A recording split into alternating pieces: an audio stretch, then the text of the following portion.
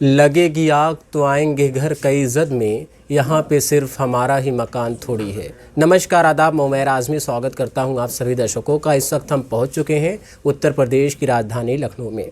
आज हमारे साथ महाराष्ट्र अध्यक्ष विधायक अबू आसिम आज़मी साहब मौजूद हैं। उनसे आज हम कुछ हालात हाज़रा पर तफसीलन गुफ्तगू करेंगे। आज जो देश के हालात हैं और किसानों का ये जो इतनी बड़ी तादाद में आंदोलन है, उसके बारे में क्या सोच और क्या गौर व फिक्र करते हैं अबू आसिम आज़मी साहब, उनसे बातचीत करते हैं। स्वागत है आसिम भाई आपका। शुक्रिया। अबू आसिम आज़मी साहब, ये बताइए, जो महाराष्ट्र में इतना बड़ा, महाराष्ट्र में भी और साथ ही साथ दिल्ली बॉर्डर पे आंदोलन किसानों का चल रहा है, सरकार टस से मस नहीं हो रही है, क्या कहेंगे इस पर? नहीं, एक्चुअली ऐसा जब दिया फड़फड़ाता है ना, जब बुझने वाला होता है, तो ये लगता है कि सरकार का आखिरी टाइम आ रहा है, क्योंकि किसान इस देश की रीढ़ की हड्डी है और हमारा देश किसान प्रधान देश है। प्रधानमंत्री जी कहते हैं कि मैं किसानों के फ़ायदे के लिए मैंने कानून लाया। किसान कहते हैं हमारे नुकसानदेह कानून है, पार्लियामेंट में उस पर बहस नहीं हो रही है और ये टस से मस नहीं हो रहे हैं। और मैं सलूट करता हूँ उन किसानों को कि जो आज बिल्कुल झुकने को तैयार नहीं है। भगत सिंह के ख़ानदान के लोग हैं जिन्होंने जब फांसी भगत सिंह को दी जा रही थी तो उन्होंने कहा मुझे फांसी मत दो, सड़क पे गोली मार दो, लेकिन मैं अंग्रेज़ों के सामने कभी भी घुटने टेकूंगा नहीं। और जो सरकार में बैठे हुए लोग हैं वो आरएसएस के परिवार के लोग हैं जिन्होंने अंग्रेज़ों के तलवे चाट करके गांधी जी के आंदोलन की मुखालफत की थी। तो आप ये समझ लीजिए अच्छी तरह से कि इस सरकार को झुकना ही पड़ेगा और किसानों की बात को मानना ही पड़ेगा, मुझे पूरी उम्मीद है। अबू आसिम आज़मी साहब, ये अगला सवाल हमारा आपसे है, ये है कि जो जिस हिसाब से किसानों का प्रदर्शन चल रहा है और उनकी तुलना मीडिया पे भी आप देखते होंगे कि अलगाववादियों से, पाकिस्तानियों से, आतंकवादियों से तुलना की जा रही है, तो कहाँ तक ये सही है? नहीं, ये तो ऐसे ही करते हैं ना। ये इस तरह से, जिस तरह से जब किसी को भी बदनाम करना होता है तो ये इसको आतंकवादी बोल देंगे। कोई भी काम ऐसा होगा देश में जहां सरकार घिर जाती है तो उस चीज़ को अपने आप को बचाने के लिए कहीं आतंकवादी, कहीं कुछ बोलते हैं। किसानों को खालिस्तानी बोला, किसानों को कहा कि पाकिस्तान से इनको जो है उकसाया जा रहा है, इनको विदेशों से इनके पीछे लगे हैं कि सरकार के ख़िलाफ़ आंदोलन करो। ये सब एक बहाना है मोदी जी का। लेकिन अगर सच पूछिए तो मोदी जी की नींद हराम हो चुकी है। कितने दिन चलाएँगे ये चीज़ें?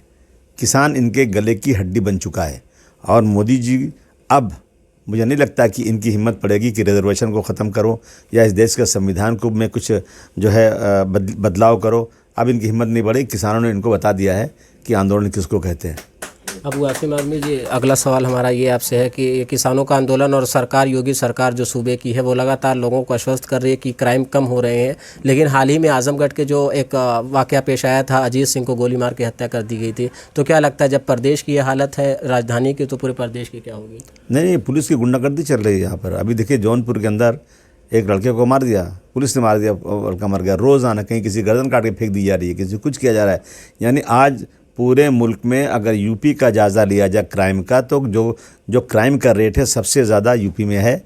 और अब क्यों नहीं होगा कि जब गद्दी पर बैठा हुआ आदमी ही उसी कैरेक्टर का होगा तो यही होगा। मतलब कोई मुख्यमंत्री ये मुख्यमंत्री बनने के बाद अपने केसेस को विड्रॉ कर ले। शायद मैंने सुना है कि आज तक किसी मुख्यमंत्री ने ऐसा नहीं किया कि खुद बैठ कर अपना केस विड्रॉ कर लिया। जिसका क्रिमिनल रिकॉर्ड रहा हो, जो ये कहता हो कि ठोक दो, ये ज़बान जो है गुंडों की होती है, किसी मुख्यमंत्री की नहीं हो सकती है। तो उत्तर प्रदेश में लॉ एंड ऑर्डर बिल्कुल ख़त्म हो चुका है। मुझे लगता है कि जनता बिल्कुल उनके ख़िलाफ़ हो चुकी है, परंतु लोग इसमें जमहूरियत में, डेमोक्रेसी में गिनती पे सर गिना जाता है, उस पर सरकारें चलती है। मेजॉरिटी उनके पास से सरकार चल रही है, लेकिन जनता का सपोर्ट मुझे लगता है अंदर से उनको ख़त्म होता जा रहा है। जी, अबू आसिम आज़मी जी, आपका ताल्लुक़ आज़मगढ़ से है, तो आज़मगढ़ की बात कर लेते हैं। पिछले दिनों असदुद्दीन ओवैसी का दौरा हुआ और आप लोग की पार्टी का जो मेन बेस रहा है, तो वो कहीं ना कहीं बेस भी ख़तरे में है। नहीं, वो जब मदाड़ी आता है ना, मदाड़ी, तो लोग खेल दिखने चले जाते हैं। समझा आपने? जब एक ज़माना था कि एक तरफ जवाहरलाल नेहरू साहब खड़े थे, एक तरफ दिलीप कुमार खड़े थे, तो दिलीप कुमार को देख के सारी पब्लिक चली गई उनको देखने के लिए, लेकिन जवाहरलाल नेहरू जी की नेतागिरी थोड़ी कम हो गई। देखिए, ये एक चीज़ होती है कि फिल्म स्टार आ जाए और कोई आ जाए, या कोई ज़बरदस्ती कोई ड्रामा करने वाला, नाटक करने वाला, जज्बाती भाषण करने वाला आ जाए, तो मीडिया जिसको बार बार दिखाती है तो लोगों को लगता है कौन आदमी है ये, हमारे एरिया में आया, चलो हम देख लेते हैं उसको। लेकिन मुझे नहीं लगता कि उससे वोट बटेगा। लेकिन ये कोशिश ज़रूर कर रहे हैं ये कि किसी न किसी तरह से वोट बढ़ जाए और बीजेपी सत्ता में आ जाए। ये बीजेपी भेजे हुए लोग हैं बीजेपी के, यही नहीं। मैं तो महाराष्ट्र में रहता हूँ, मेरे साथ असेंबली में उनके मेंबर काम करते हैं, मैं जानता हूँ कि आज बीजेपी ख़ास तौर से यूपी में दलितों की कई पार्टियां खड़ी कर दिया है ताकि दलितों के वोट बढ़ जाएं। अच्छा, अब आजकल के देखिए, ये शायद कुछ लोग बुरा मान जाएंगे, आजकल के राजनीतिक नेता जो है ना मैक्सिमम लालची हो गए हैं, बिकाऊ हो गए हैं। उनको पैसा चाहिए, उनका वसूल आइडियोलॉजी कुछ नहीं है। इसी तरह से माइनॉरिटी का, मुसलमानों को वोट बांटने के लिए खड़ा कर देते लोगों को, कुछ न कुछ तो वोट काटेंगे ना। अभी मेरे पास 100 किलो दूध है, उसमें जरा 2 ही कतरा लेमू मेरे पूरे दूध को फाड़ देता है। तो इसी तरह से बीजेपी कुछ लोगों को भेज करके माइनॉरिटीज़ का और दलितों का वोट बंटवाने की कोशिश कर रही है। उसी तरह से उसी की वजह से आजमगढ़ के सरायमीर में लोग आए थे, लेकिन लोग देख रहे हैं कि इन लोगों के जाने से बिहार में क्या हुआ। इनके जाने से दूसरे स्टेट में जहाँ जा रहे हैं थोड़ा थोड़ा वोट लेकर के ये जो है बीजेपी को जिता रहे हैं। तो अब लोग तंग आ चुके हैं बीजेपी से। मुझे लगता है इनका तमाशा, इनका ड्रामा अब ख़त्म हो जाना चाहिए। आसिम साहब, आखिरी सवाल आपसे है हमारा। जिस हिसाब से बीजेपी और अभी आपने हमारे गुफ्तगू में बताया कि जो है लाइन ऑर्डर ताक पे रख दिया गया है, तो कहीं ना कहीं विपक्ष भी डर रहा है आवाज़ उठाने से। नहीं, विपक्ष का डर, देखिए ये बात तो बिल्कुल सही है। मैं खुद बताऊँ अपने आप को, मैं आजमगढ़ में गया था और मैं मुंबई में धड़ल्ले से बात करता हूँ, चाहे कोई भी सरकार हो। देखिए, हमारी कोई दुश्मनी किसी से नहीं है, आइडियोलॉजी का फ़र्क है। हम असेंबली में बैठते हैं, हम सड़क पे हम उन चीज़ों का विरोध करते हैं जो हमारे आइडियोलॉजी में नहीं आता, जो ऐसा है लगता है कि भाई ये चीज़ हमारे देश के लिए, हमारे संविधान के लिए ख़तरा है।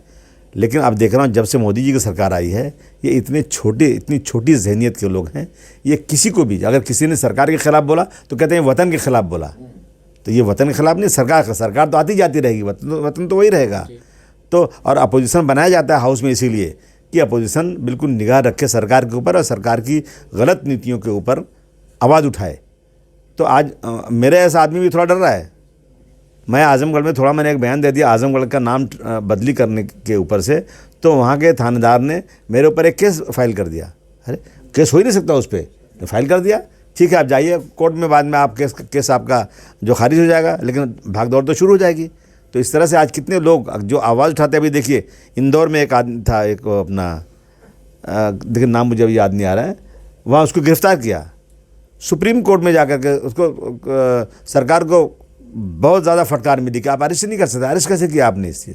तो ये यहाँ कर रहे हैं ये लोग, डेमोक्रेसी में आवाज़ को दबाने की कोशिश हो रही है, डिक्टेटरशिप करने की कोशिश ख़ास तौर से उत्तर प्रदेश में योगी सरकार कर रही है।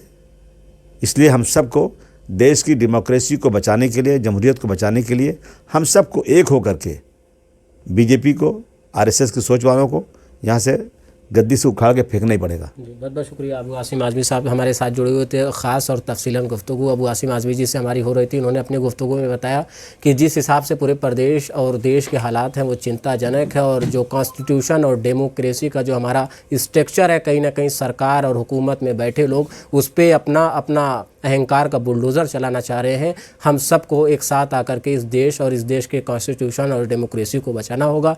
ऐसी और तमाम रोमांचक खबरों के लिए आप बने रहिए हमारे साथ। कैमरामैन